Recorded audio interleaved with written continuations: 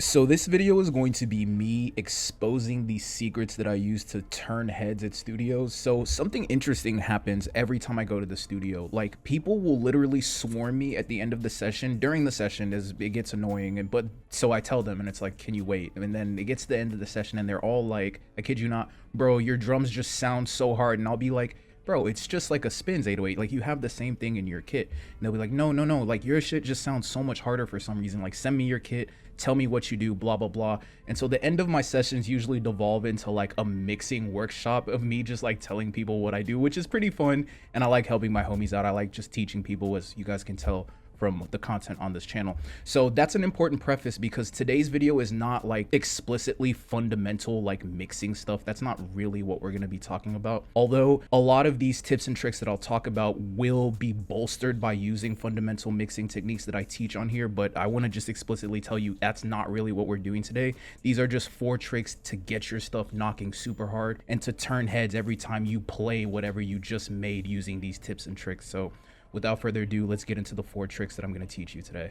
Tip number 1 is sound selection, and that's because sound selection is like 80% of the battle when you're trying to get your stuff to hit hard and people are like, my stuff is just not hitting hard, or Chew, why doesn't my stuff sound like yours no matter what mixing techniques I use and no matter what drum sounds I use? And I'll be like, well, what kind of drums are you using versus like what kind of vibe you're going for, because that's the whole other part of it. It's always good advice to be like, use quality samples, because you shouldn't be using like low tier quality samples in your beats if you can help it. There's a lot of good free kits and a lot of amazing paid kits at this point, so you can pretty much avoid that as a problem. But the other thing that's important is kind of like trying to figure out what vibe you're actually going for, because hard sounds are only hard in that specific context. So like, what you mean by hard is determined by what you're listening for, what you're referencing, and the kinds of sounds you need in order to acquire that vibe. So for example, like hard in terms of like rage beats like Yeet or something is very different from hard in terms of like Wonder Girl or Six, who is the producer for Logic from back when they were doing like the super hard beats for like Bobby Tarantino and stuff like that. So actually understanding the context of what you actually want when you're going for a hard hitting beat is important, because like for example, in pop and EDM you can get super hard hitting stuff, but those sounds don't necessarily translate to like making hard beats for trap and stuff like that. The really good solution that I've come up with that helps you pretty much skip any mistakes in this step is literally just like, either find the music that you're really inspired by and find the producers and engineers and just go get all of their kits, or go directly to the producer immediately. Like, just skip the step of studying the artist, which I do personally recommend. And a lot of engineers have dope like preset kits, plugins, and even their own sound kits as well. So study the producers, study the record producers, audio engineers, get their packs, because their packs will have presets and sounds that literally have what you need to make hard beats in that style. So that's really important. So get really good sounds, because 80% of the battle is sound selection, but then get good sounds in context for what you're trying to do. So that's step 1. Now, assuming you have really good sounds, I'm going to be using sounds from my free 14 drum kit today. And then I'll also be using a bunch of sounds from the V5 version of Centerfold as well. Pretty fun stuff, and I'm really excited for that. And you should get my kits if my sound is similar to what you're going for. But the culminating thesis of this tip and trick is to really lock in. That's such an important thing, is literally just imitate the people you're trying to sound like, because you'll master kind of those little things that you keep trying to replicate in your brain, and then from there that becomes the foundation for how you build your own sounds. The 14 drum kit has a bunch of sounds for my placements and TV syncs too. Now, I'm not entirely sure why you don't have it yet, because it's free, and besides that, it's lifetime updates, and those are 100% free too. And you get access to my 14 letter, where I send you free gems on how to actually make money with your beats by being a valuable producer. So here's a nice list of a bunch of other perks you'll get, so that we can just get back to the cook up. If you're interested in the sauce, peep the link in the description below. Trick number 2 is to use spacing in your drum programming. And there's a bunch of reasons that I like using spacing in my drum program. I have like a kind of headcanon explanation where it's like the spacing builds anticipation from like drum event to drum event. Then there's also thinking about it from the perspective of a record producer, where like rhythm and bounce is important, and you can get a lot of rhythm and bounce out of your drum programming, out of your songs in general, by just using spacing. It's also useful in melodies as well, actually, instead of having all your notes cluttered together, kind of spacing them out with your motif design. And then there's thinking about it from the perspective of like an audio engineer, where a lot of times we'll talk about how a mediocre arrangement can be saved by a stellar mix, but no amount of good mixing is going to save terrible arrangements. Super cluttered arrangements sound bad in general. You're not going to be able to perceive all the events, and the lack of perception reduces the perception of loudness, but then that's literally something you can measure as well in terms of like RMS or LUFS. A trick that engineers will actually use is like decluttering arrangement in order to get more clarity and loudness out of mixing and stuff like that. So there's a bunch of different ways to think about why this allows your beats to hit harder, but that's basically why I use it. So I'm gonna demonstrate for you right now kind of how I think about this by going through a couple of different instruments that I use this concept for. So a really good place to start with this, and let me just let you hear this loop that we're going to be working on before we get started. This is from my homie Pure Dandy, so let's take a listen.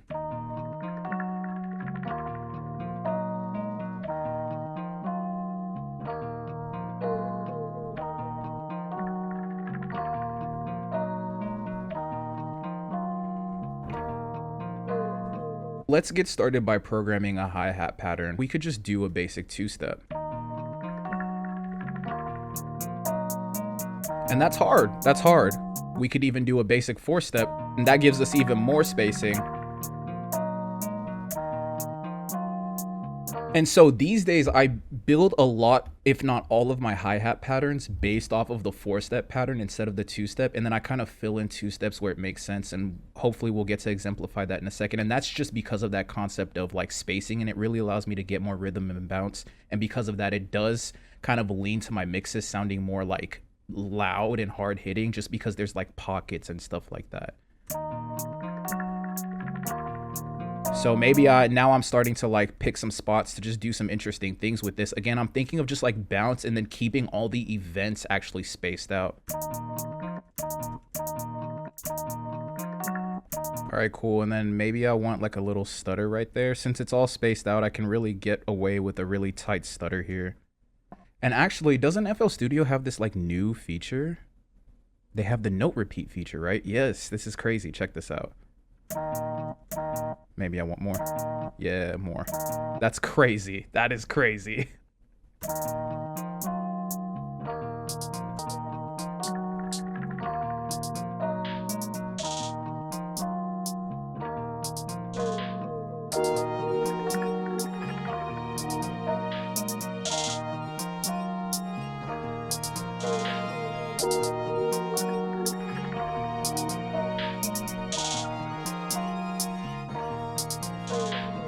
Okay, that's dope. The next kind of sound that I can use to do this is the kick, for example, and we'll just grab a regular kick. If you know, rat kick is the best kick. If you know, you know, and if you don't know, you need to stick around. So we could do something like this, right?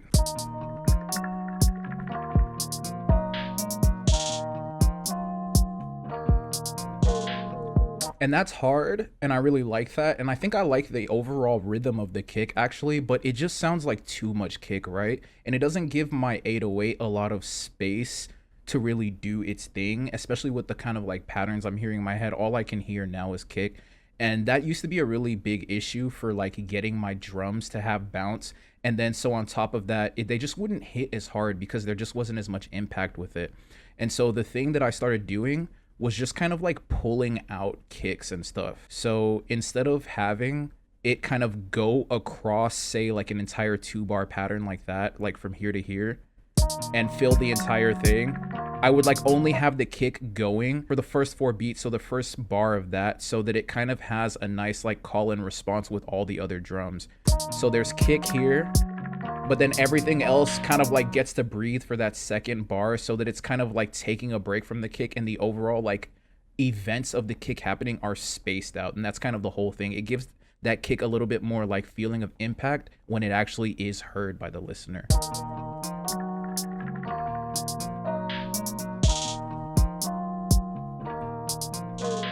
So the last sound I want to demonstrate this with is the 808. And so you do want to lay down a good pattern, and I usually will lay down a pattern, but the way I think about spacing for the 808 is I like to space out my fills. I will program the fills first, so I'll think about where I even want the fills, and that's important because it like lets you know where to be like kind of tame with the rest of the programming. So like if I take a listen, for example, and like I think I want to speed this up actually, so let's boom, Fit this to tempo. We'll fit it to the 22 that it's at.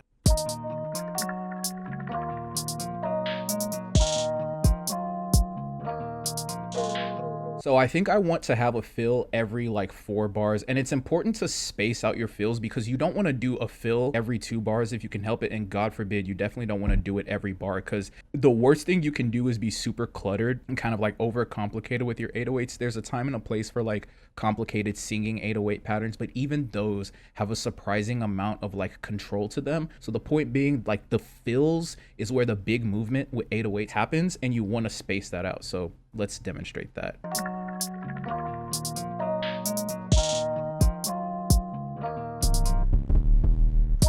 Something like that. That's hard. That's hard. And then we can duplicate that over and like tweak it for this one. So maybe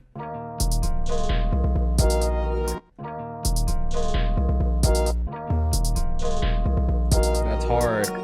Okay, so the next thing I'm gonna do is just tweak that envelope of the 808 so that the note links are controlling the like ringing off of the sample. Hard. And now let's just fill everything in with some basic notes.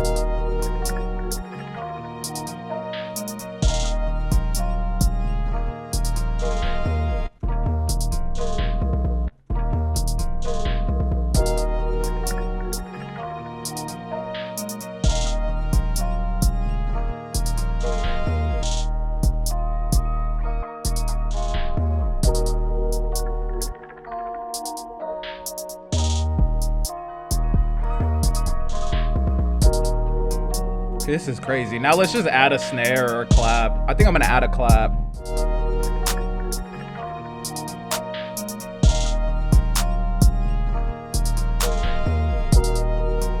And then see, like, this wasn't even planned for me to show, but this just gives you like so much space to do interesting things with your sound. So like for like the clap and the snares, instead of just picking the same basic spots every time.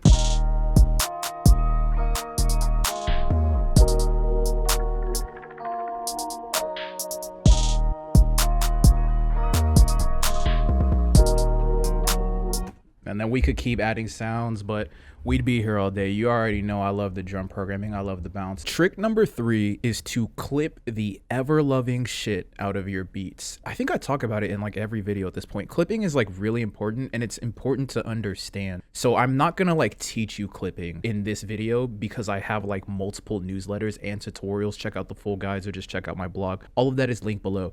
This is a really important thing to do. You can use TR5, you can use God Particle, but I'm going to show you how to set it up with Fruity Soft Clipper correctly, because there's actually one thing about Fruity Soft Clipper that makes it not as good as it could be if you understand what's wrong with Fruity Soft Clipper. And this is important because I was literally in the studio last weekend with like some pretty big names, like some of the biggest names I've ever worked with. And actually, I might have got my biggest placement in my catalog to date in this session. And when I was there, what I did was I used the soft clipper to make my stuff hit even harder. And as soon as I added it using the workflow that I'm about to show you, everybody literally turns their head and they're like, bro, that shit is knocking. Like, what did you just do? I'm just like, bro, it's just a soft clipper that I added in. Niggas is turning their head like that, but that's what it is. So I'm about to show you pretty much what I did. I could use TR5, but I'm going to come down and toss on Fruity Soft Clipper. Boom, it's going to have a threshold.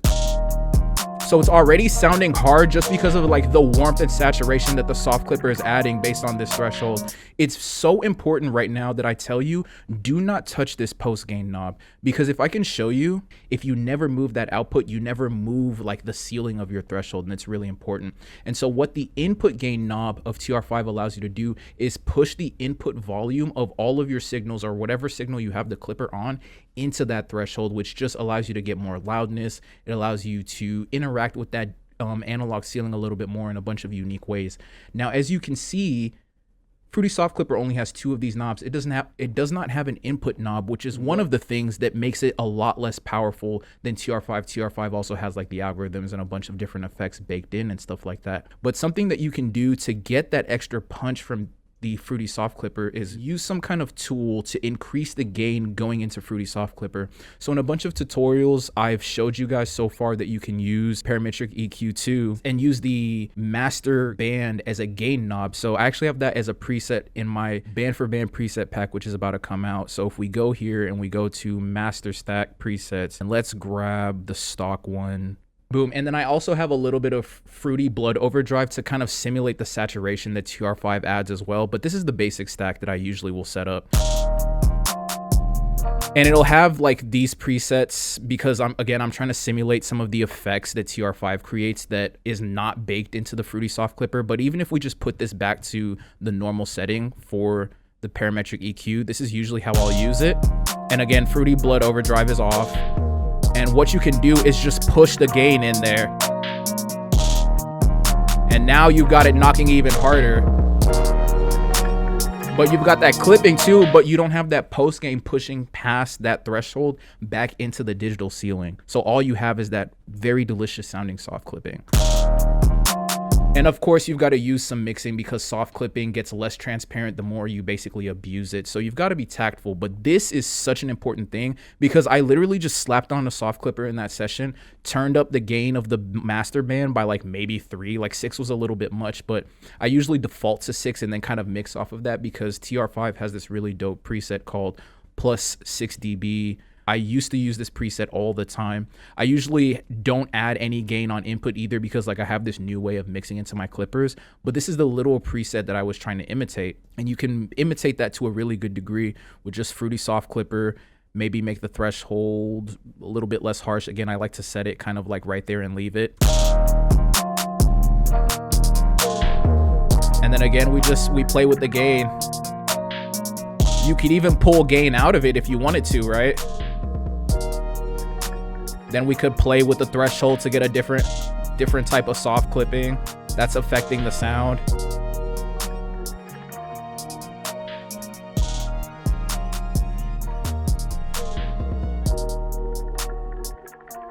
And we could set this up a different way too, right? Still using Fruity Soft Clipper. So anything that's gonna push the gain into it, that's all you need is like some kind of input gain knob that's gonna push the input signal into the soft clipper. So I have another really cool VST here called Blue Cat Gain, and it's literally just like a VCA gain VST. So we'll turn that on.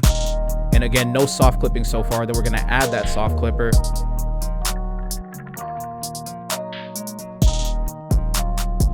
I already love how that sounds when we add it. And then now we just use this to push the gain into it.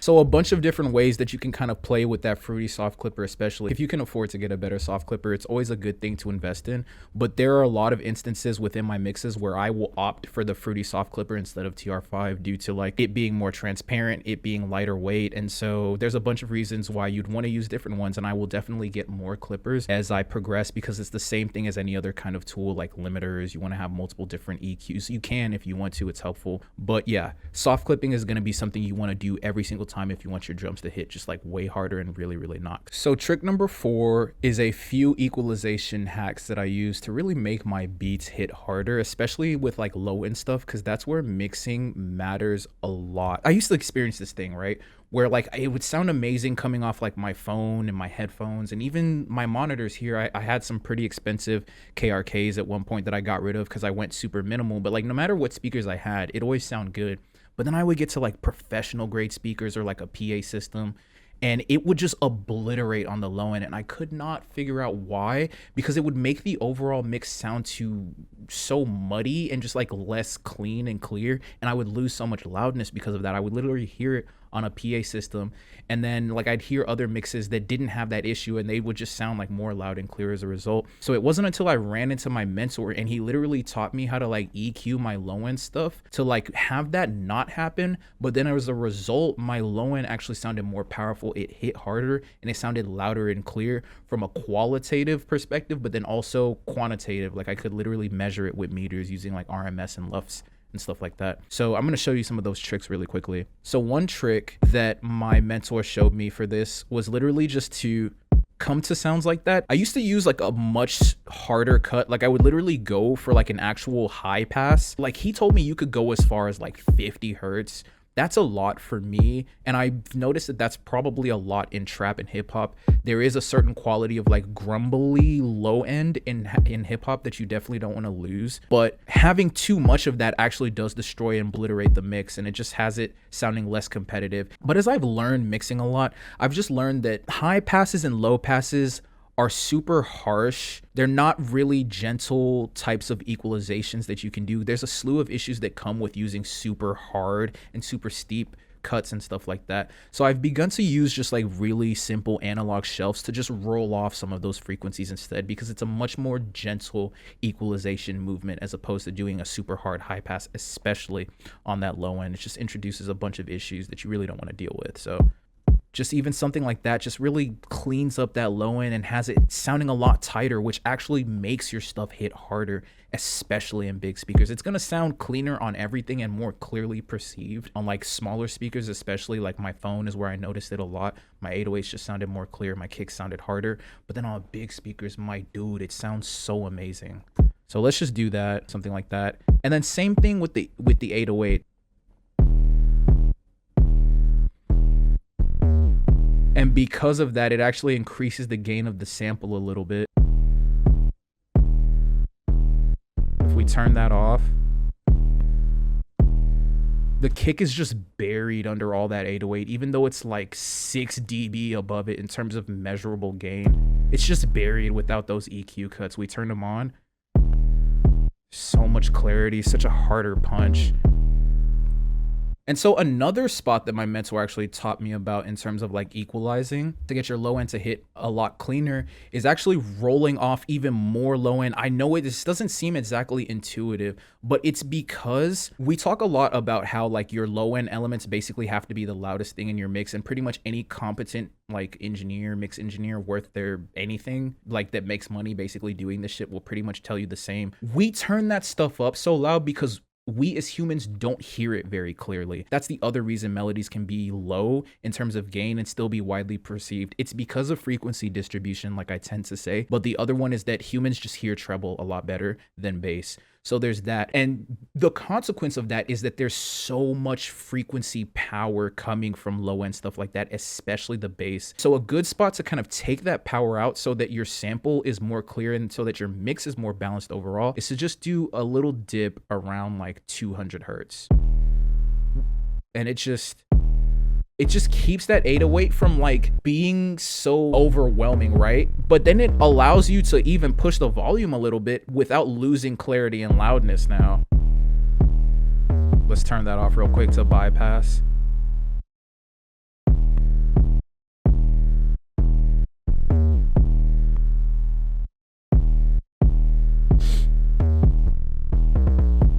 So it sounds good either way, but when we turn on that EQ for the 808, it's just so much tighter and it's so much more tucked. And that's a lot of where I get that hardness that people are talking about. It's super subtle things like equalization, bothering to add a clipper and kind of setting it up correctly, bothering to space out my programming so that it sounds dope, bothering to pick the right sounds for the context so that like my sound selection is locked in. And so those are the tips and tricks that I have for you. So I appreciate you so much for watching. Thank you so much for your attention. Shout out to all the members of Dope, my label, who make it possible for me to drop this amazing content without taking any corny sponsorships. If you want to learn more about how you can join, check out the first link in the description below. You get a bunch of dope perks. Also, if you want to learn how to take these types of productions that we made, because we basically just made a really dope kind of like 8-bar loop with the programming, but if you want to learn how to take like simple stuff that you've put together like this and turn them into full tracks that you can release on DSP or send to artists, check out the full arrangement guide that I have linked down for you below, because I think it'll help you kind of get to that next step if arrangement is something that you're struggling with. I hope to see you there. Thank you so much for your attention today. I'm gone.